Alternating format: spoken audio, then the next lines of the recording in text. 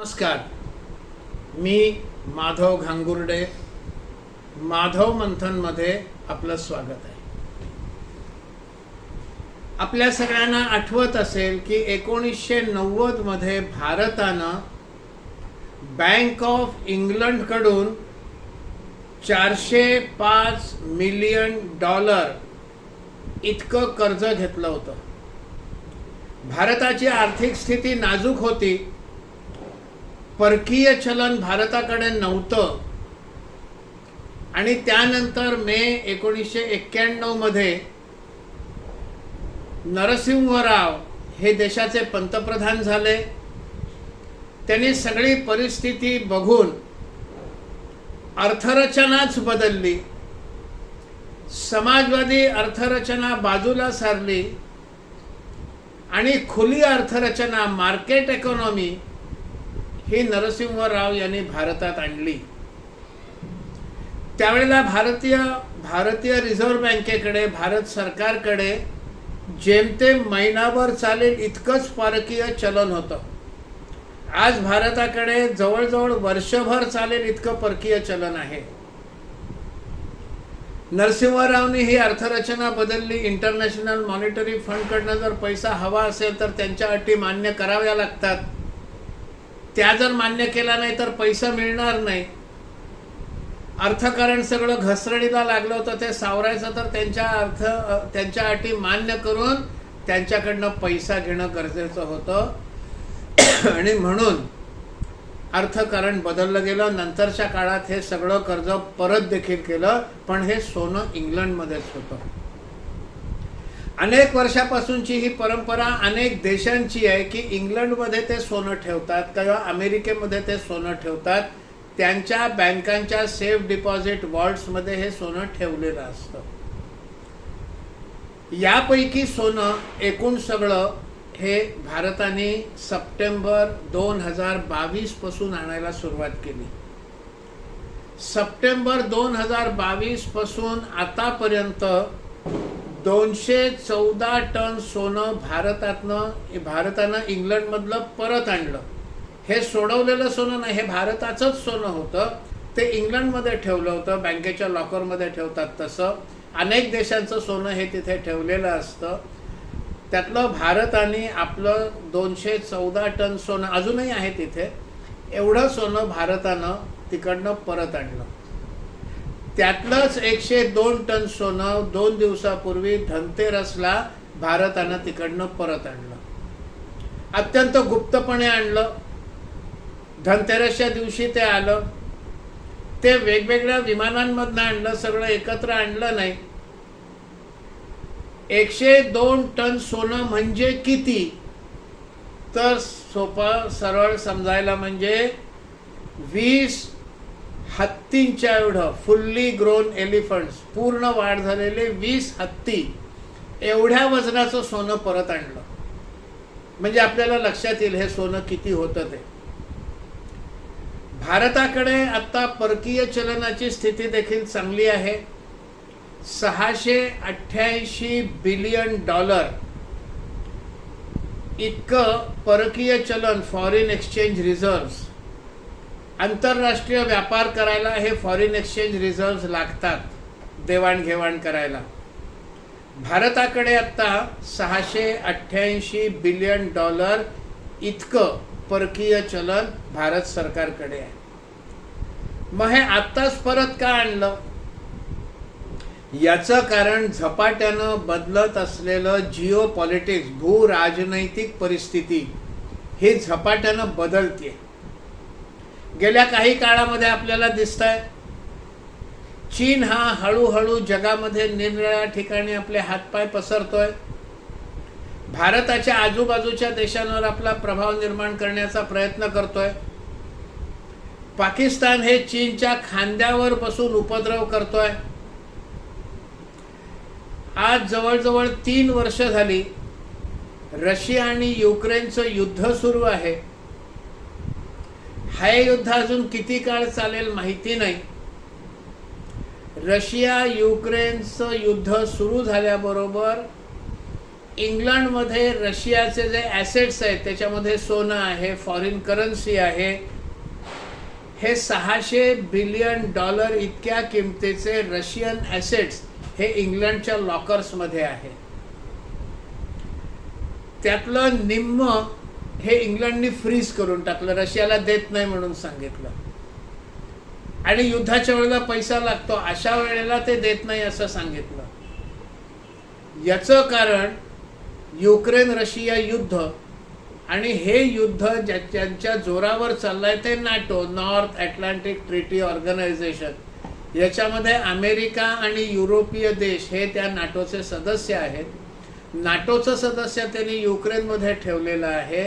रशियावर ते दबाव आणतायत, रशियाची अर्थकारण आणि एकूणच जगातली स्थिती ही बिघडवण्यासाठी. आणि त्याचा सगळ्याचा भाग म्हणून इंग्लंडनी हे सगळं सोनं हे रशियाचं फ्रीज करून टाकलं, गोठवून टाकलं, रशियाला परत देत नाही असं सांगितलं.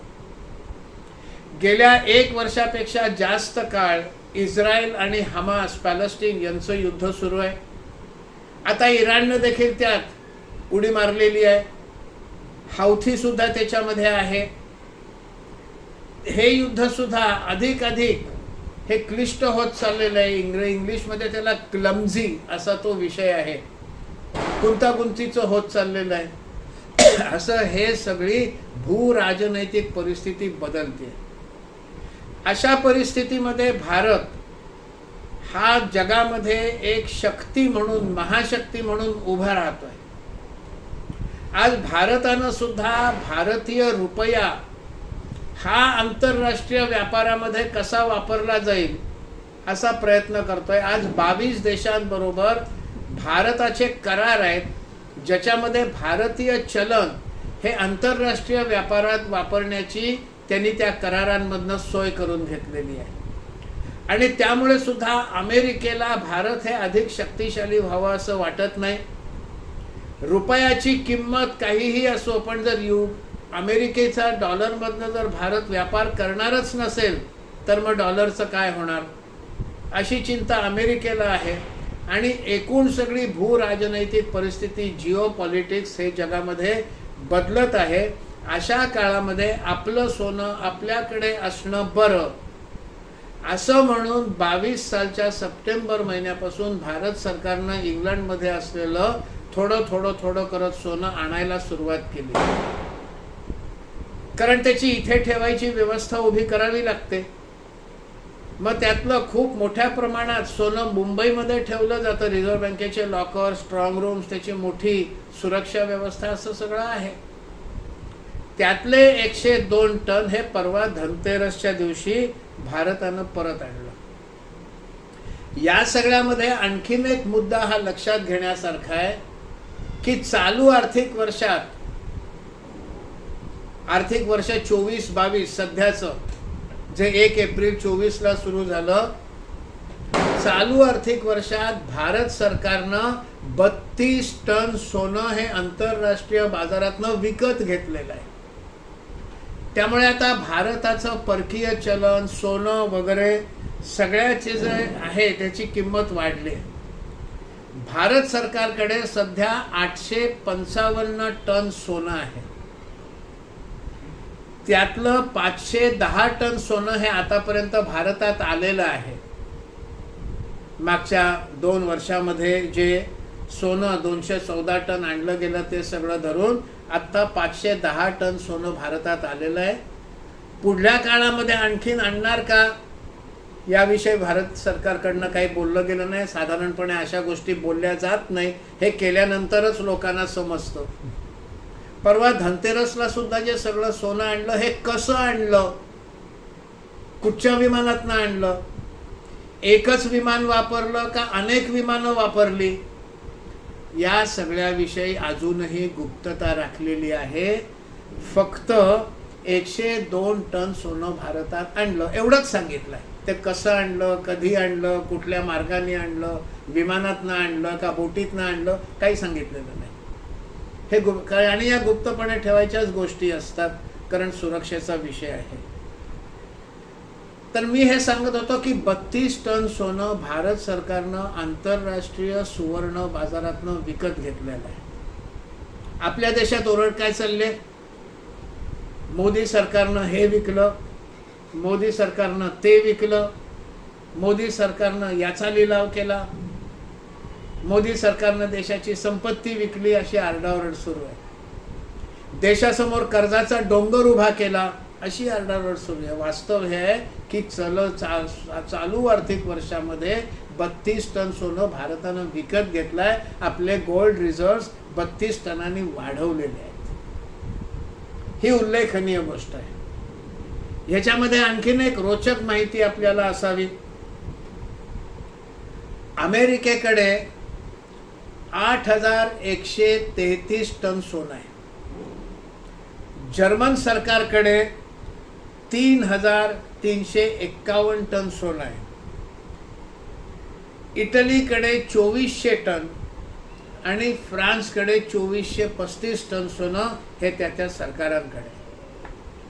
भारताकडे आजच्या घडीला 855 टन सोनं आहे. पण त्यात आणखीन मजेशीर गोष्ट आहे. भारतामध्ये घरोघर दागिने ठेवायची खूप पूर्वापार पद्धत आहे. अनेक प्राचीन मंदिरांमध्ये देखील सोनं साठवलेलं आहे. त्या काळी राजांनी जे सोनं साठवलं ते त्या मंदिरांमध्ये सुद्धा आहे. पण भारतामध्ये दागिने बनवण्याचा विषय हा मोठा आहे. बाकीच्या देशांमध्ये दागिने बनवण्याचा विषय हा तसा मोठा नाही आहे. भारतामध्ये आत्ताच्या घडीला 27,000 टन एवढं सोनं दागिन्यांच्या रूपात आहे. घरोघर इतकं सोनं हे भारताकडे आजच्या घडीला आहे. सरकारचं 855 टन आणखीन वेगळं. माझे एक मित्र आहेत, ते सीए आहेत. ते शेअर मार्केटचा सुद्धा ब्रोकर म्हणून काम करतात. त्यांनी एकदा शेअर मार्केटचा अभ्यास वर्ग घेतला. मी गेलो होतो. त्यांनी असं सांगितलं, तुम्हाला जर गुंतवणूक करायची असेल तर शेअर बाजारात करा, वेगवेगळ्या स्कीम्समध्ये करा, पण दागिन्यांच्या स्वरूपात गुंतवणूक करू नका. का? ही सगळी जी गुंतवणूक असते ही तुम्हाला ज्या वेळेला आर्थिक अडचण जर आली, येऊ नये पण जर आली तर ही गुंतवणूक तिथे कामी येते. आणि मग अशा वेळेला तुम्हाला तुमची बायको तिचे दागिने विकून देणार नाही. त्यामुळे दागिन्यांमध्ये गुंतवणूक करू नका. हा गमतीचा भाग सोडा, पण 27,000 टन सोनं भारतामध्ये दागिन्यांच्या स्वरूपात आहे, साठवलेलं आहे. भारताच्या एकूण सोन्यापैकी 8% सोनं हे मागच्या मार्चमध्ये सरकारी सोनं म्हणून होतं. आता ते 9.32% झालेलं आहे, आणखीन विकत घेतल्यामुळे. आता या सगळ्या कारणांमुळे भारत सरकारनं सोनं हे परत भारतात आणलेलं आहे. अजून जवळजवळ 300 टन सोनं हे विदेशामध्ये ठेवलेलं आहे. पुढच्या काळात ते आणणार की नाही, शासनानं सरकारनं काही म्हटलं नाही. आणणार असले तरी यावर्षी नाही, यावर्षीचे आता 2च नोव्हेंबर डिसेंबर 2च महिने शिल्लक आहेत. पुढच्या वर्षी आणणार का? भारत शासनानं सरकारनं याविषयी काहीही म्हटलेलं नाही. पण एक विषय समोर आला, यातले अनेक पैलू हे आपल्यापर्यंत पोचवावे, त्यातली काही रोचक माहिती देखील आपल्याला द्यावी, यासाठी हा व्हिडिओ केलेला आहे. हा व्हिडिओ जर आपल्याला आवडला तर लाईक करा, शेअर करा. या व्हिडिओबद्दल आपला अभिप्राय काय हा यूट्यूबच्या ह्या चॅनेलचा जो कमेंट बॉक्स आहे त्या कमेंट बॉक्समध्ये नक्की नोंदवा. आणि चॅनेल सबस्क्राईब करा, म्हणजे मग पुढच्या काळात अशा प्रकारचे व्हिडिओ आपल्याला आणखीन पाहायला ऐकायला मिळतील. खूप खूप धन्यवाद.